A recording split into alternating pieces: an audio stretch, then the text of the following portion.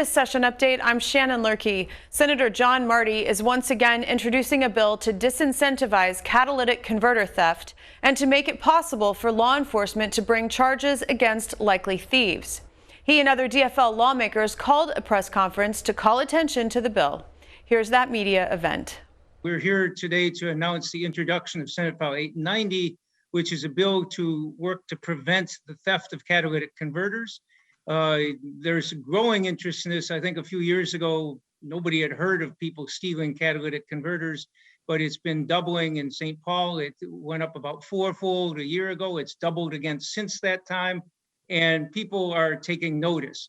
I've heard from growing numbers of people who've been victimized by such theft, including colleagues who are all hearing from their constituents from this as well.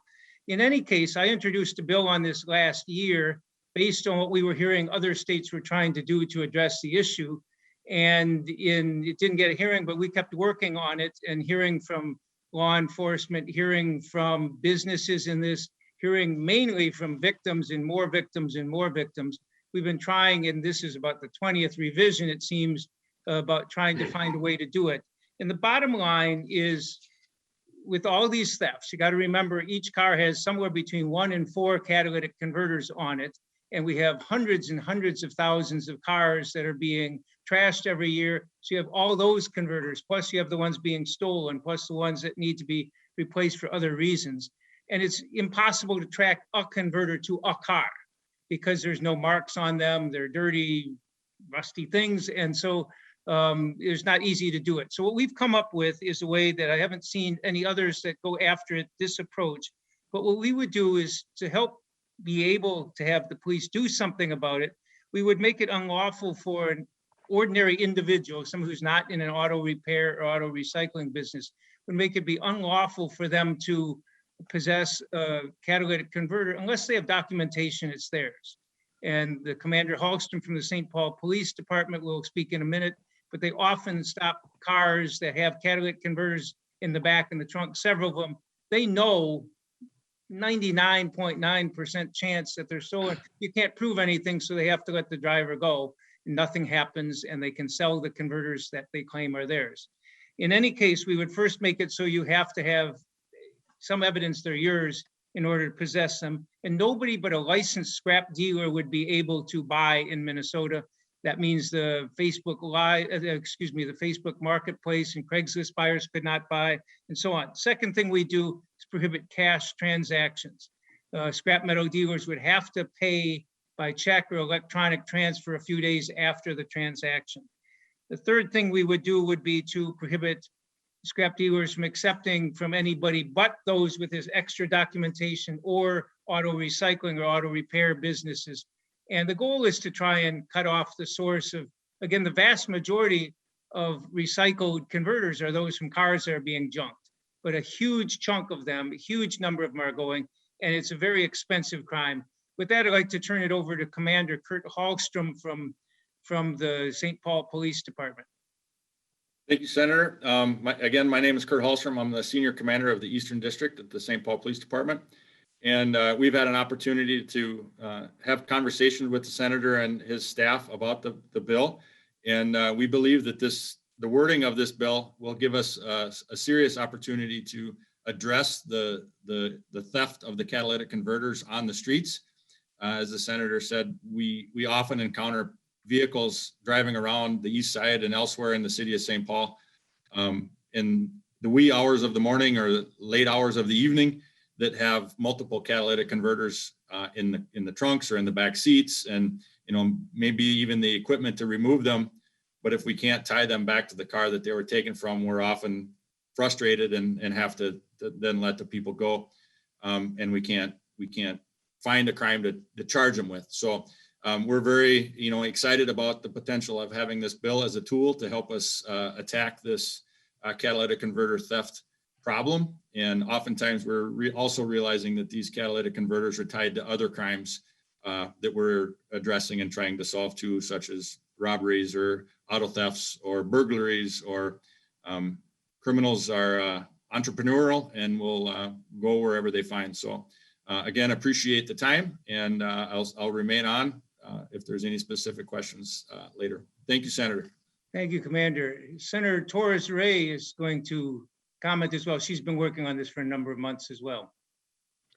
Thank you, Senator Marty. Yes, my name is Patricia Torres Ray, represent District 63, Southeast Minneapolis and Richfield, and we have had a number of incidents in our district, and a number of constituents have called our office and asked that we do something about it. And so I was pleased to know, of course, that you, Senator Marty, had already started the process. So we had a town forum early on to have a conversation with experts, with the community about different aspects of this problem and what is that they propose we do. So I think this is a compilation of ideas and feedback from the community, because it's not easy, like you said, Senator, to track a catalytic converter. You just, you cannot connect that to a car and be able to track that information. So this bill includes all of these aspects that you mentioned that will help us, help law enforcement. There are three things that I would like to tell the community. One is that we understand that not every person can park a car in the garage because they don't have a garage. So many people in suburban communities say, well, why don't you park your car in the garage? Well, in my district, many people don't have parking garage for 2 cars. And so they are forced to park in the street.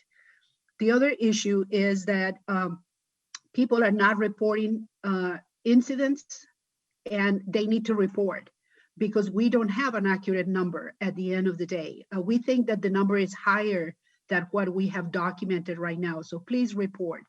And the final thing that I have to say is that all of us are being impacted. I just texted not too long ago, Representative Davnie, who is my representative, and say, Representative Davnie, my catalytic converter has been stolen. My husband, he has a van that is very high, and apparently they are very targeted because it's easy to access them, to get underneath and get the catalytic converter.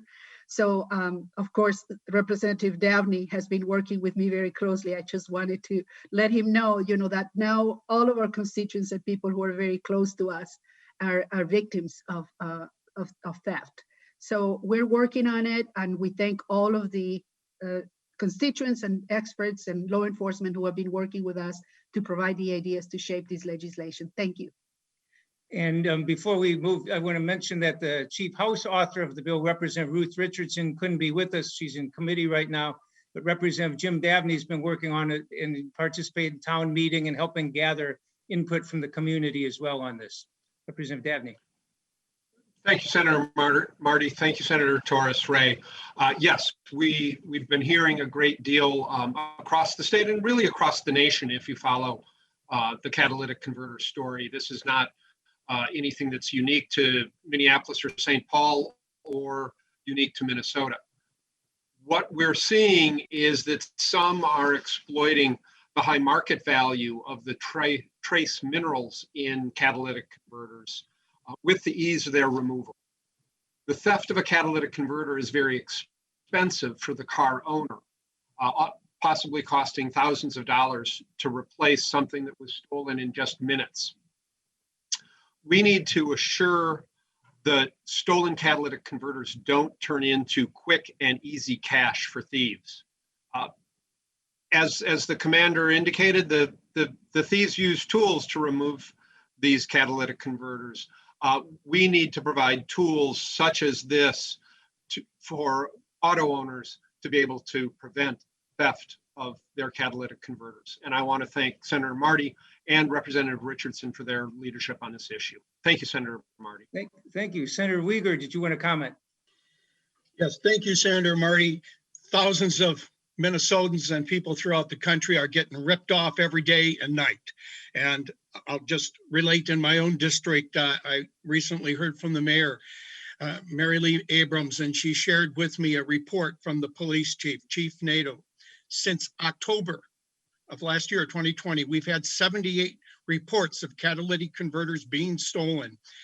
There were no identified suspects. Both larger cities and the suburbs have been inundated with these offenses. Some of the factors that we are currently facing in investigating and prosecuting this offense, and this is from the Chief of Police, they are easy to sell either to a scrapyard or others, such as on Facebook Marketplace, as they can get a couple $100s for each converter. And two, when we find someone who has multiple catalytic converters and no explanation for how they acquired them, the county will not charge the case, as we cannot prove where they are stolen. As an example, we've made contact with suspects at an area hotel who have a number of them, but we are not able to prosecute the offense, says the Chief of Police. And finally, when we do make an arrest for a property crime of almost any sort, the jail is not holding the offender due to concerns related to COVID-19. This legislation is needed. And I thank you. This is a real remedy. Let's get this passed. Thank you, Senator Marty. Thank you, Senator Uyghur. And yes, that was Maplewood Police. He didn't mention Maplewood, I don't know, but it was Maplewood Police, and they've been very much saying that same thing where they have to let people go because it's not illegal to possess them, even though the police are 99% certain they're stolen. Finally, Senator Steve Swedzinski, any comments? You're muted. Thank you. Just to thank Representative Richardson and Senator Marty, and I apologize for joining a few minutes late. And I'm not sure if this already came up, just say it did. But there was an outstanding article in the New York Times that's very timely, that's in today's paper. And the thing that struck me as startling is two of the minerals, one of them is palladium, is worth more than gold right now. And the other mineral, rhodium, is 12 times the price of gold. So when you've got things dangling from your car that are more valuable than gold, we have to make it more difficult for the bad people to take those from the victims' cars. So thank you, Senator Marty and Representative Richardson, for allowing me to be part of this bill. And then real quickly, I'll conclude before questions to say that we've been hearing from all over the state. Up in Stearns County, a nonprofit said they lost 2 of their vans, had converters stolen, and while the thieves may get $200 or $300 for the converter, it costs them like $6,000 to replace them on the vans. So it's a huge expense there. And as Senator Swedzinski mentioned, New York Times article on it, I think it was yesterday, it's a nationwide problem and it's growing fast. It's been doubling the last several years and people are hard hit by it. And with that, we'll open up for questions. And for questions, if you want to either raise your hand using the Zoom question or type in chat and I'll call on you and you can unmute. It looks like the first question we have here is coming from Shannon Lurkey. So Shannon, if you want to unmute and ask your question. Hi, everybody. Senator Marty, oops, I'm muted. You're okay, you were fine. It's not unmuted. Okay. What will the charges be for someone who is pulled over and has, a bunch of catalytic converters in their trunk?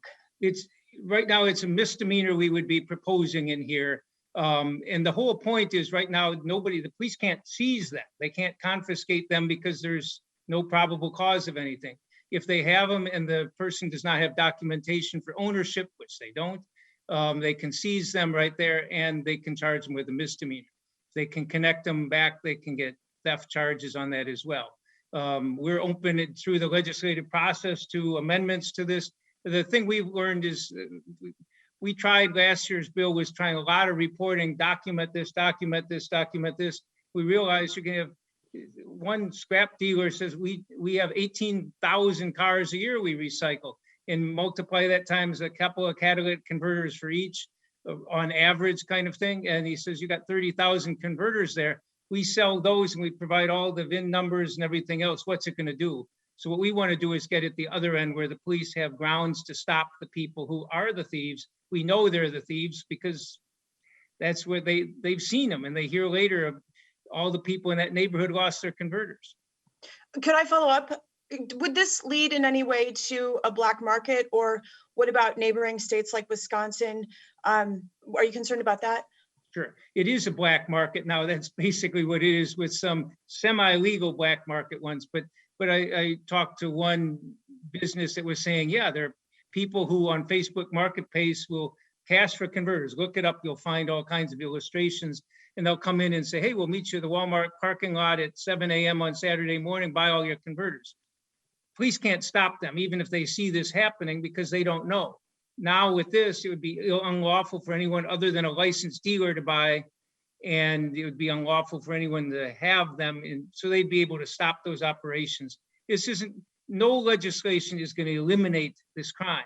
It's a very difficult one because you're dealing with literally millions of these things in Minnesota. Very valuable, as Swad said, very valuable, more than gold in value in parts of them.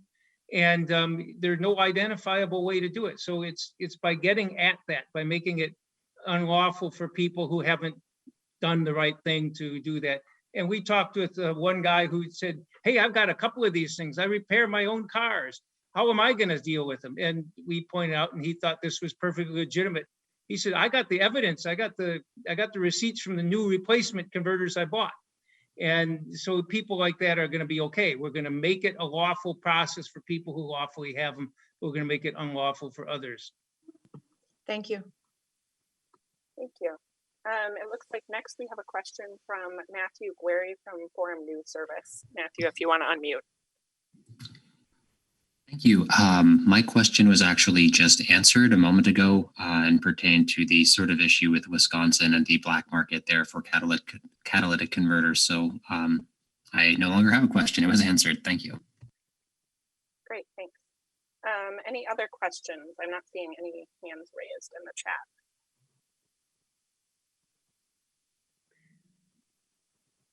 Then if not, I'll just close by saying that I think there's strong bipartisan support for this. I think this approach is one that will make a difference. But I think everybody else who's interested, either supporting or offering other legislation, I think we all have the same goal in mind, and that is to stop this very painful theft to a lot of people, because people can't afford this. Their insurance often has $1,000, $2,000 deductible, and cost replacements usually around $2,000 to $3,000. And another question here in the chat from Shannon. She's asking, will your bill get heard? I don't know. We're asking for a hearing today with the bill being introduced, and we're hoping for a hearing. I think there's strong, as I said, bipartisan support for doing something about this. Representative Richardson, I think she's optimistic she's going to get a hearing in the House soon, and we'll hope we can start moving this issue. Senator Marty, Go ahead. to reinforce what you just said, this is Representative Dabney. I would certainly anticipate a hearing in the House from having spoken with some of the committee chairs. Thank you. Thank you all. To continue following these issues and more, watch legislative coverage Monday through Friday on the PBS Minnesota channel or visit our website, www.senate.mn/media.